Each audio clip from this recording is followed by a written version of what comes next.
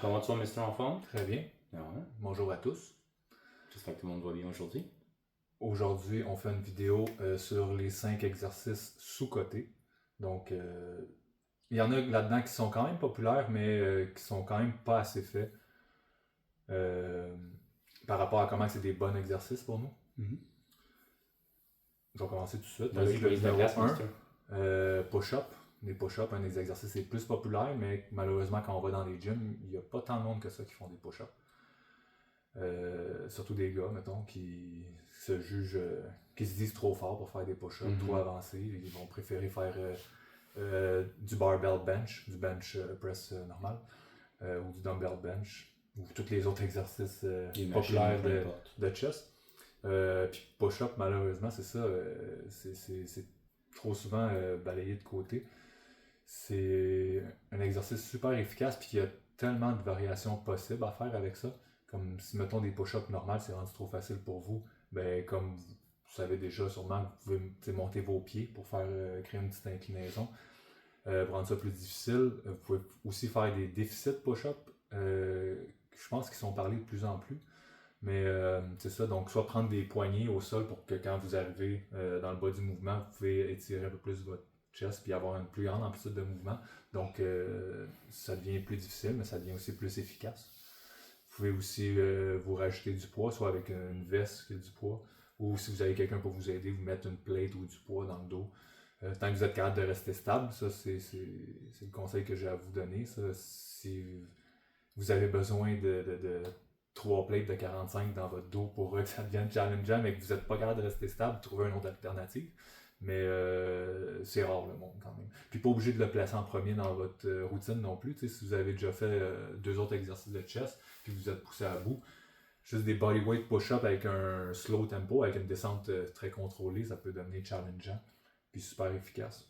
100% Max, écoute, c'est tous des bons points. Tu l'as dit, une veste, ça peut être super bon. Un backpack, donc un sac à dos avec la charge, ça peut être super intéressant. L'idée, c'est d'avoir quelque chose qui est stable, qui ne va pas constamment peut-être en train de bouger puis affecter votre concentration, votre capacité à générer de la force sur l'exercice. J'ai beaucoup aimé le fait que tu as mentionné le tempo, donc un tempo plus lent, donc un excentrique ou même un concentrique, donc tant sur la montée que la descente. Plus la descente, ça serait plus intéressant parce qu'on va quand même garder notre concentrique plus explosif pour augmenter la difficulté. On n'oublie pas les pauses également, une pause en bas pour l'étirement, super bon. Puis comme tu as dit, un incline, un decline par exemple, et bien sûr, comme tu as dit, un déficit. C'est toutes des choses super intéressantes. Et à ce moment-là, puis comme je dis, l'ordre que tu as mentionné, c'est super important pour les gens plus avancés qui ont peut-être besoin pour éviter de charger plusieurs plates de 45 ou peu importe, faire ça à la fin de votre entraînement chest comme un courant en côte finisher. Je pense que ça peut être super intéressant maintenant. Ouais, puis c'est bon ce que tu as apporté aussi. J'ai pas pensé à parler de ça. J'ai surtout abordé ceux qui se pensent trop avancés pour des push-ups, mais c'est vrai que pour des débutants aussi, qui trouvent que des push-ups normales c'est trop difficile pour eux, ben c'est ça, au lieu de le faire avec une petite inclinaison en levant les pieds, ben c'est ça, des decline push-ups qu'on pourrait appeler. Donc se mettre une plateforme un peu élevée en haut de nous pour que notre corps soit pas trop droit, qu'on ait que nos mains en fait soient plus élevées que nos pieds.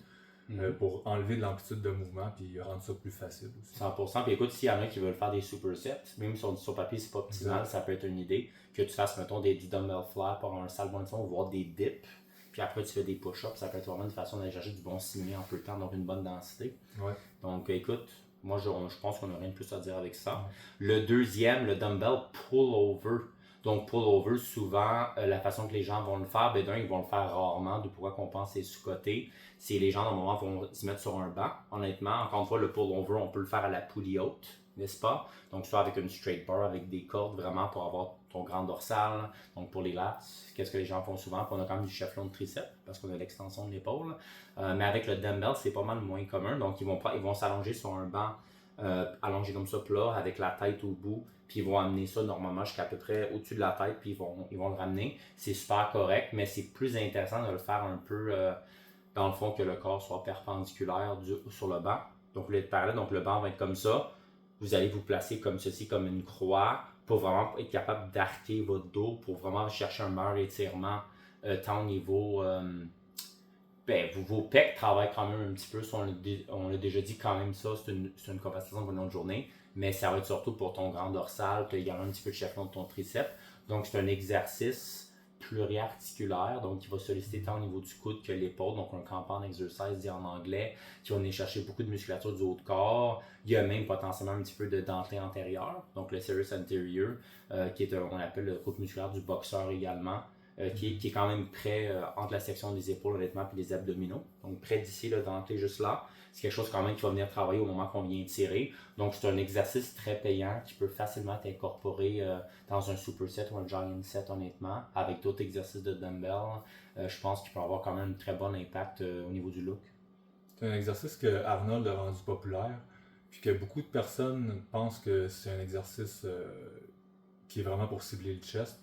Puis oui, ça fait travailler le chest, mais on veut le faire principalement pour travailler les lats. C'est beaucoup plus intéressant pour les lats. Oui, le chest vient travailler un petit peu, mais c'est ça. Ça serait un bon exercice à mettre dans un workout où est-ce qu'on travaille les deux. 100%. C'est ça, vous allez nous connaître. Nous, on est bien fans de des full body workouts, des upper lower pour notre clientèle cible qui est monsieur, madame, tout le monde. Et encore une fois, que ça soit sur une journée de haut ou sur une journée de full body, ça a vraiment sa place. Exact. Ou même si vous le faites sur un workout que vous voulez pas entraîner votre chest, vous voulez juste faire, mettons, un workout de dos, mais inquiétez-vous pas, ça travaille pas le chest au point, je pense, à dire que ça va nuire à la récupération de votre chest pour le prochain workout. C'est pas ce genre de choses, effectivement. Fait que ça fait le base, mais c'est pour le deuxième.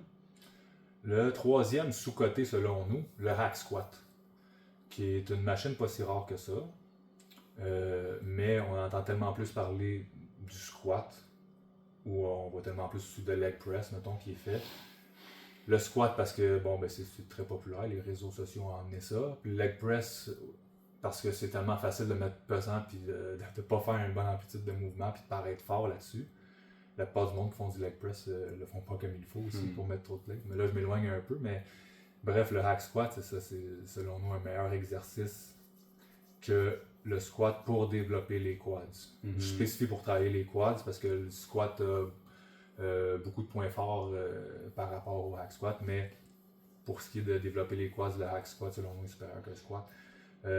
Parce qu'il n'y a pas de haut de corps qui est impliqué dans le mouvement, donc ça ne va pas être limitant. Ça va vraiment être l'épuisement des quads qui va amener la série à l'échec. Ouais, c'est ça. Donc on n'est vraiment pas limité par notre tronc, effectivement, vu qu'encore une fois, on est ancré dans la machine. Un argument prédit que le hack squat peut être très comparable potentiellement à un squat normal pour les fessiers si on place ses pieds vraiment plus larges, vraiment en haut également. Un argument prédit, je dis pas que c'est meilleur, je dis pas que ça peut être l'équivalent, mais je pense que ça peut peut-être être comparable dans certains cas, mais je suis d'accord.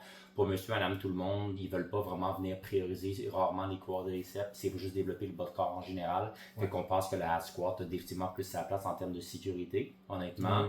Puis comme tout, vu qu'on est ancré dans une machine, puis on sait que des gros mouvements comme ça, compound pluriarticulaire, la nécessité à s'approcher de l'épuisement, donc l'incapacité à faire notre répétition est moins nécessaire, donc on peut se permettre d'être un petit peu plus lourd, d'avoir un petit peu plus de répétitions qu'on en réserve. Donc c'est sûr que dans ce cas-là, on ne veut pas se rendre à bout dans un hack squat parce que c'est pas intéressant de se laisser pogner là-dedans. Donc c'est sûr que si vous avez un entraîneur qui veut vous montrer ça, ça serait l'idéal. Sinon, c'est important de prendre la question par contre que le hack squat comme le leg press, surtout pour les dames téléspectatrices, il y a certains modèles sur certaines marques qui sont très très lourds, qui n'ont même pas de charge de plus à se faire, parce que ça soit beaucoup trop pesant. Donc là, à ce moment-là, peut-être que faire des variations de squat, peut-être du goblet squat, si vous êtes même pas capable de faire de barre olympique, serait plus intéressant. Peut-être commencer quelque chose comme du leg extension, peut-être des machines d'abduction pour développer la musculature autour des genoux ou autour des hanches pour pouvoir vous permettre de faire ça éventuellement. Donc, si jamais vous êtes incapable de pouvoir performer des répétitions sur un hack squat, sentez-vous pas mal, peut-être que vous êtes juste pas rendu là encore.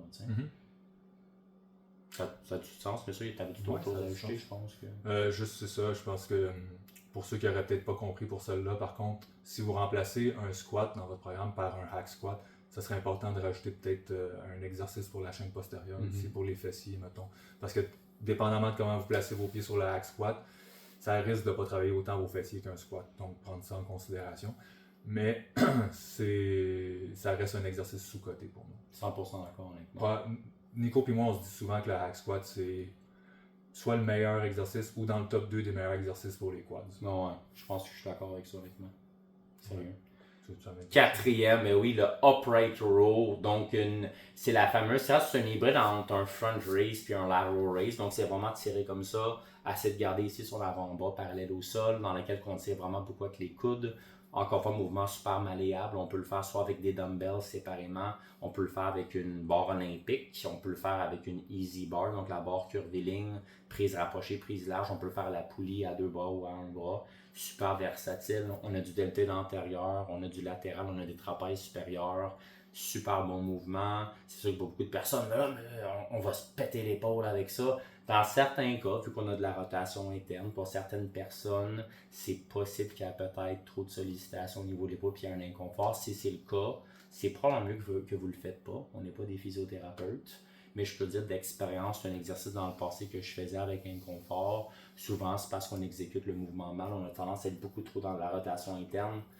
Un conseil souvent que j'ai entendu par les pro bodybuilders dans les débuts, c'est faites comme si vous versez une tasse de café, une tasse de thé comme ça. C'est vrai qu'il y a plus de reculement du chef latéral au niveau de l'épaule. Le problème, c'est que ça peut être vraiment inconfortable pour certaines personnes. Puis moi, c'était juste mon épaule gauche.